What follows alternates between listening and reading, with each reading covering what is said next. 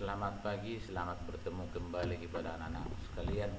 Pada pembelajaran kita hari ini adalah lanjutan daripada pembelajaran kita yang sudah lalu tentang agama.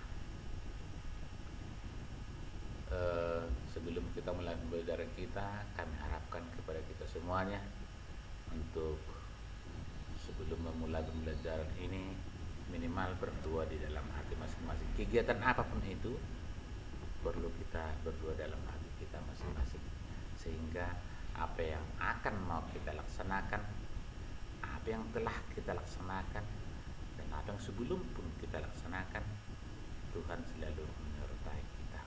Maka diharapkan minimal berdua di dalam hati. Pembelajaran kita pada hari ini anak sekalian, materi yang berikut adalah tentang sambungan daripada beragama setiap manusia. Pada pelajaran kita yang lalu, kamu telah mempelajari tentang hidup beragama sebagai tanggapan manusia atas karya keselamatan Allah. Dalam hidup beragama yang pokok adalah, jadi pahami nak kuliah, dalam hidup beragama ini siapapun itu, termasuk kita di dalamnya, adalah sikap batin kita, sikap batin kita masing-masing. Agama yang seringnya hanya bersifat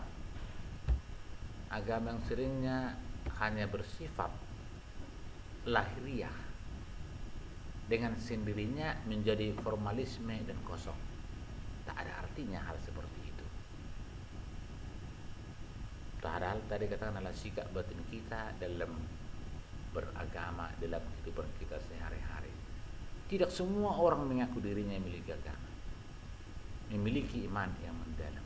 Agama merupakan ungkapan iman dalam arti yang sangat luas. Dalam agama, iman mendapat bentuk yang khas, memampukan orang beriman mengkomunikasikan imannya dengan orang lain, baik yang beriman maupun yang tidak beriman. Maka dalam pelajaran ini secara khusus akan membahas tentang kehidupan beriman sebagai tanggapan asas karya keselamatan Allah. Artinya, di dalam beragama itu kita harus kita tunjukkan, kita lakukan sejauh mana iman kita dekat dengan Tuhan yang harus kita laksanakan dalam kehidupan kita, serta hubungan kita dengan ciptaan Tuhan yang lain. Itu adalah bukti orang yang beragama. Dalam hidupnya manusia merasakan bahwa Allah senantiasa hadir menyapa diri setiap manusia. Allah menghibur, Allah yang membimbing. Allah juga menguatkan manusia, baik dalam suka maupun dalam duka, baik dalam kepastian maupun dalam keraguan-keraguan dalam hidup kita, baik dalam untung maupun malang. Allah ternyata setia menyertai setiap manusia, karena Allah menghendaki hidup manusia itu selamat. Kita lihat sejauh manakah pengalaman hidup beragama pada masa kini. Hampir setiap penduduk di belahan dunia ini, menganut agama tertentu. Tiap agama yang dianut manusia pada dasarnya adalah mengajarkan cinta kasih, mengajarkan kerukunan, mengajarkan persaudaraan. Semua agama mengajarkan keselamatan. Semua agama mengajarkan arti hidup, mengajarkan cara hidup, seperti hidup beretika dan hidup bermoral. Namun arti dan fungsi agama pada akhirnya menjadi kabur. Bahkan lebih parah lagi, tidak tahu dan tidak mengerti. Inilah penyebab bahwasanya hubungan komunikasi antar beragama pada zaman ini, khususnya di Indonesia, kurang keharmonisannya. Seakan-akan toleransi beragama itu hilang dalam kehidupan diri manusia, biarpun disebut dia telah beragama.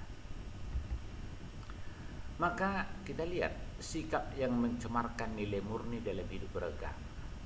Apa itu? Satu, fanatisme. Artinya seakan-akan agamanya lah yang paling baik dan yang paling benar dibandingkan dengan agama orang yang lain. Ini adalah salah satu mencemarkan nilai-nilai yang paling murni. Yang kedua, salah paham. Artinya, tanpa dasar yang jelas, yang otentik, kita menafsirkan agama yang lain tidak sesuai dengan ajaran agama mereka, sehingga menimbulkan kekurang harmonisan dan dengan konflik.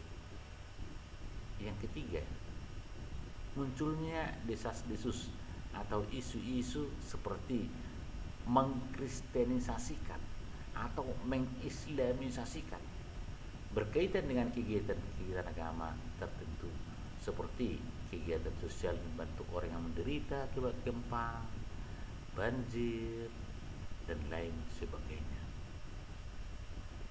Yang keempat, mencela atau mencemari atau menodai agama lain lewat khutbah, lewat dakwah, lewat tulisan, lewat karikatur, atau pernyataan-pernyataan yang menyinggung perasaan agama orang lain. Nah, itu dia salah satunya, mencemari, menodai agama lain. Yang keempat. Yang kelima, agama ditunggangi oleh kepentingan pribadi, misalnya dalam hal berpolitik. Politik itu juga membawa salah satu agama tertentu, itu boleh juga mencemarkan nilai murni keagamaan itu. Tadi dikatakan bahwa ditunggangi oleh kepentingan pribadi, salah satunya politik, kepentingan lain yang bersifat politis dan ekonomi dan lain-lain, supaya seperti ini, nah, itulah salah satu ikut juga dalam pencemaran nilai murni tersebut. Maka anak-anak sekalian, beberapa penyebab di atas ini membuat orang tidak lagi memandang agama untuk mengobati kerinduan kepada Allah Maha Pencipta, dan juga menjadi sarana bagi manusia untuk mengenal Tuhan serta membangun hubungan dengan Maha Penciptanya. Inilah sikap-sikap yang perlu kita perhatikan dalam kehidupan kita beragama, antara hubungan kita dengan Tuhan, hubungan kita dengan sesama.